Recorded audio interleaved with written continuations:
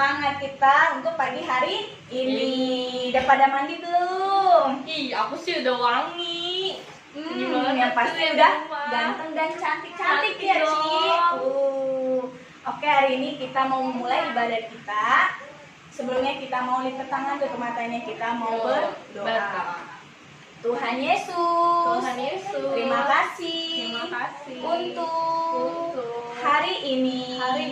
Kami mau memulai ibadah kami. Engkau pimpin dari awal, pertengahan hingga akhirnya. Terima kasih Tuhan Yesus. Haleluya. Amin. Nah, sekarang kita mau mengangkat satu pujian. Hari ini harinya Tuhan. Ayo semangat dong adik-adik. Ayo.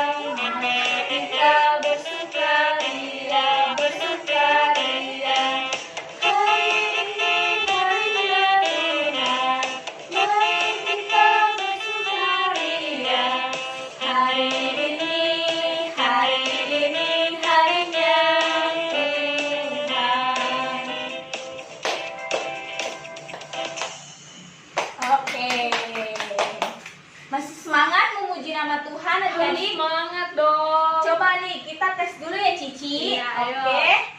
Laskariman Pasti menang. Jesus, amin. Masih semangat adik-adik? Masih dong. Harus semangat nih. Harus semangat, kan kita udah mandi nih ya. Nih udah wangi. Udah wangi. Dia harus gerak. Kita harus gerak nih. Kita harus semangat. Ayo kita mau nyanyi lagu kedua. Nyanyi lagu apa, Ci? Oh, sukacitaku. Ayo musik.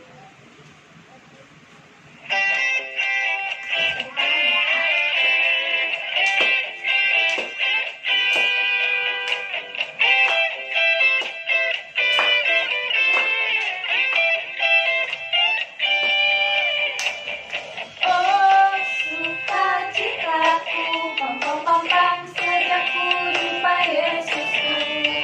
Oh, sukacitaku, pam pam pam pam, temukan juru selamat. Dia mengasihi aku, bahkan mati bagiku.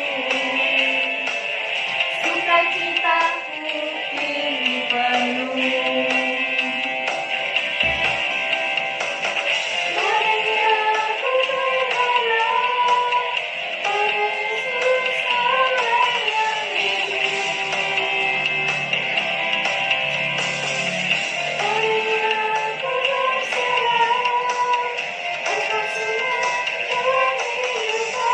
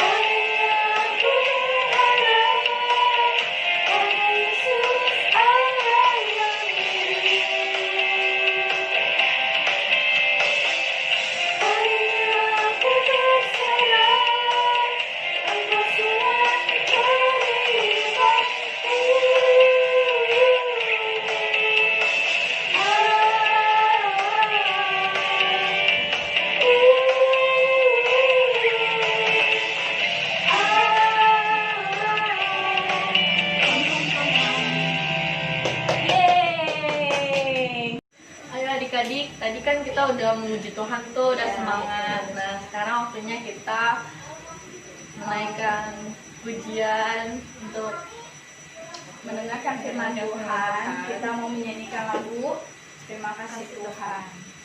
sungguh-sungguh ya.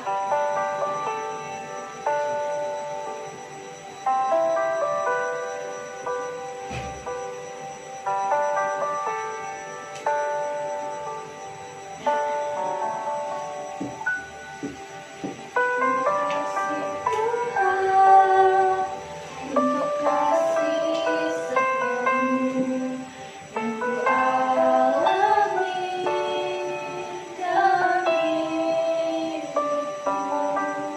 Terima kasih Yesus untuk kebaikanmu sepanjang hidupku.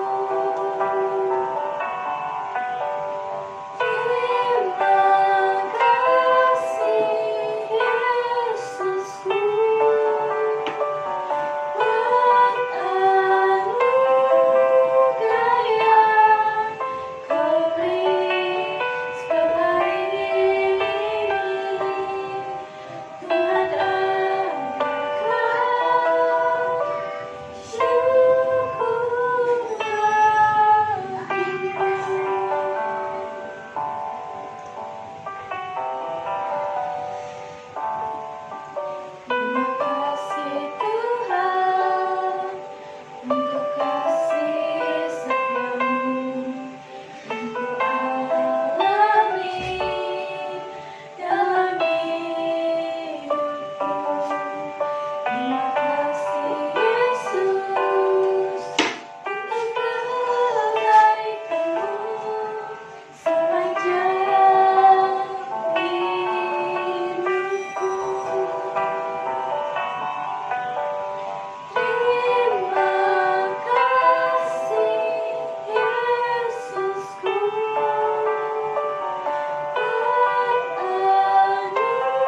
anugerah yang Kau beri setiap hari ini.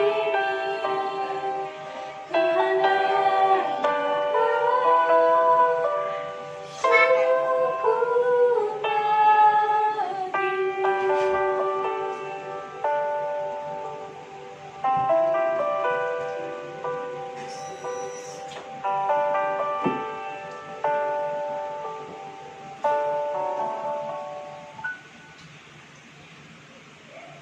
Ayo adik-adik, kita lipat tangan, kita tutup mata, kita berdoa. Tuhan, terima kasih Terima kasih sudah sudah membangunkan kami membangunkan kami pagi hari ini untuk ibadah ibadah sekolah minggu. sekolah minggu. Sebentar kami ingin mendengarkan separuh dari firman-Mu. firman-Mu. Biarlah kami bisa duduk diam mendengarkan firman-Mu. Dalam nama Tuhan Yesus, kami sudah berdoa. Haleluya. Shalom adik-adik, balik lagi sama aku di sini. Nah, tiba saatnya kita mau mendengarkan firman Tuhan. Lipat tangannya yuk, tutup matanya, ikutin aku berdoa. Tuhan Yesus, tiba saatnya kami mau duduk diam untuk mendengarkan firman Tuhan. Roh Kudus-Mu boleh beracara di dalam firman Tuhan. Hanya di dalam nama Yesus. Haleluya. Amin. Nah, adik-adik, sekarang kita mau mendengarkan firman Tuhan. Siapa yang di sini bawa kitab, pulpen dan buku untuk mencatat? Cici mau cerita tentang manfaat mental baja dalam kehidupan. Mampu untuk menyelesaikan masalah. Siapa yang di sini punya masalah? Nah, bukan orang dewasa saja ya adik-adik yang punya masalah, tapi adik-adik juga mungkin mempunyai masalah di dalam sekolah. Nah, Cici mau cerita tentang Elia di Gunung Horeb. Di 1 Raja-Raja 19 ayat 1 sampai 18, kita dapat melihat sebuah kondisi yang mengisahkan seorang yang tidak lagi bersemangat dalam hidupnya, yaitu kisah si Nabi Elia. Keberhasilan Elia membunuh 450 orang Nabi Baal. Baal itu kayak penyembah berhala gitu ya adik-adik. Seorang diri membuat Isabel marah dan bermaksud membunuhnya. Mendengar berita itu, lalu larilah Elia untuk menyelamatkan dirinya. Ia dalam ketakutan, putus asa, dan patah semangat, ia lari ke Gunung Horeb dan untuk bersembunyi. Nah, ada beberapa kondisi yang dialami Nabi Elia. Kita mau baca di 1 Raja-Raja 19 ayat 1 sampai 18.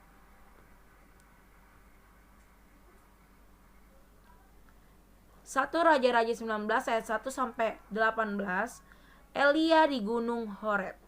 Ketika Ahab memberitahu kepada Isabel segala yang dilakukan Elia dan perihal Elia membunuh semua nabi itu dengan pedang, ayat 2, maka Isabel menyuruh seorang suruhan mengatakan kepada Elia, beginilah kiranya para Allah menghukum aku, bahkan lebih lagi daripada itu, jika besok kira-kira pada waktu ini aku tidak membuat nyawamu sama seperti nyawa salah satu dari mereka itu, maka takutlah si Elia. Lalu bangkit dan pergi menyelamatkan nyawanya. Dan setelah sampai di Beersheba yang termasuk wilayah Yehuda, ia meninggalkan bujangnya di sana. Tetapi ayat 4, tetapi ia sendiri masuk ke padang gurun sehari perjalanan jauhnya, lalu duduk di bawah sebuah pohon arar. Kemudian ia ingin mati. Katanya, cukuplah itu, sekarang ya Tuhan, ambillah nyawaku, sebab aku ini tidak lebih daripada nenek moyangku. Sesudah itu, ayat 5, berbaring dan tidur di bawah pohon arar itu. Tetapi tiba-tiba seorang malaikat menyentuh dia serta berkata kepadanya, bangunlah, makanlah. Ayat 6. Ketika ia melihat sekitarnya, maka pada sebelah kepalanya ada roti bakar dan sebuah kendi berisi air.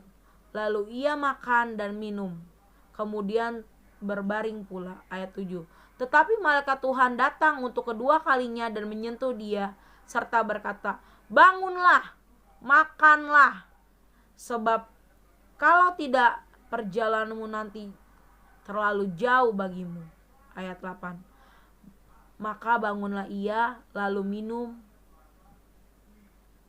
makan dan minum, dan oleh kekuatan makanan itu ia berjalan 40 hari 40 malam lamanya sampai ke gunung Allah, yakni Gunung Horeb.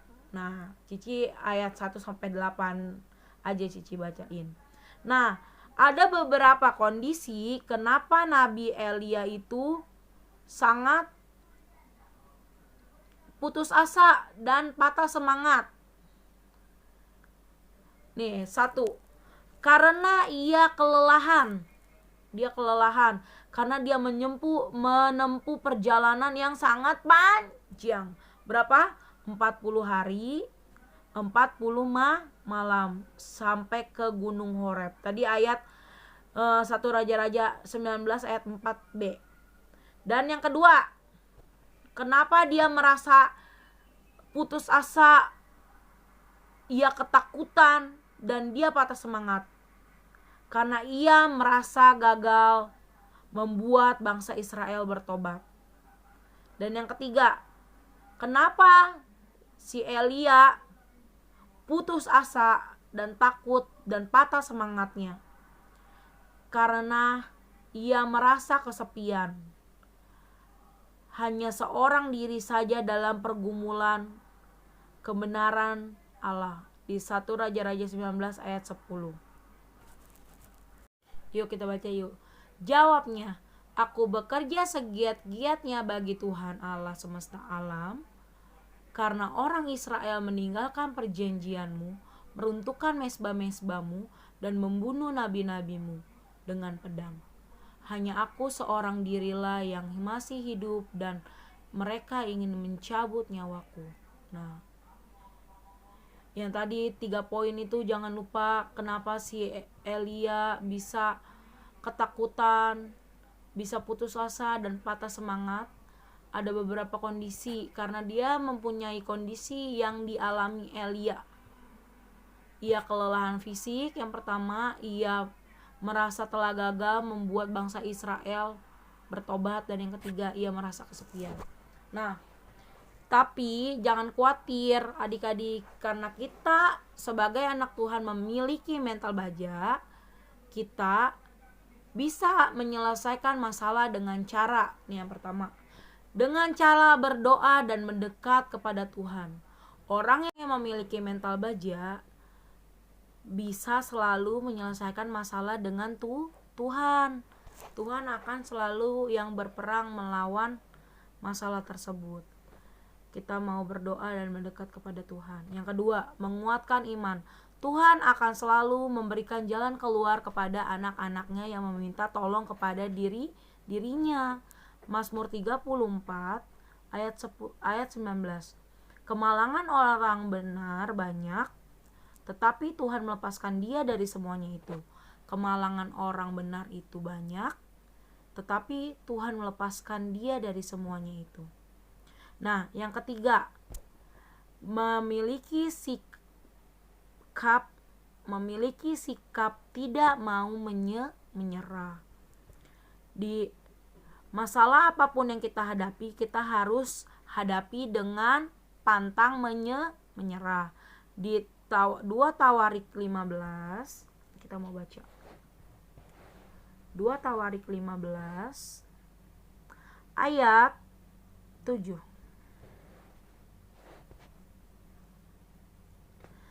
Tetapi kamu ini, kuatkanlah hatimu, jangan lemah semangatmu, karena ada upah bagi usahamu. Tetapi kamu ini, kuatkanlah hatimu, jangan lemah semangatmu, karena ada upah bagi usahamu. Nah, yang ketiga itu memiliki sikap tidak mau menyerah. Yang pertama apa tadi? Orang yang memiliki mental baja akan menyelesaikan masalahnya tersebut dengan cara 1. Berdoa dan mendekat kepada Tuhan. Yang kedua, menguatkan iman. Yang ketiga, memiliki sikap tidak mau menyerah, Yuk adik-adik yuk. Di sini diajarin kalau kita itu tidak boleh menyerah dengan keadaan. Kalau kita menyerah dengan keadaan, iblis akan senang. Nah, kita sebagai anak Tuhan itu dibekali dengan perisai dan gadanya Tuhan Yesus, adik-adik. Nah, jangan menyerah duluan kalau kita belum mendapatkan sesuatu yang kita mau. Kita terus berdoa dan mengandalkan Tuhan. Kan di sini yang ayat 2, kuatkanlah imanmu. Yang kedua, kita tidak mau menyerah.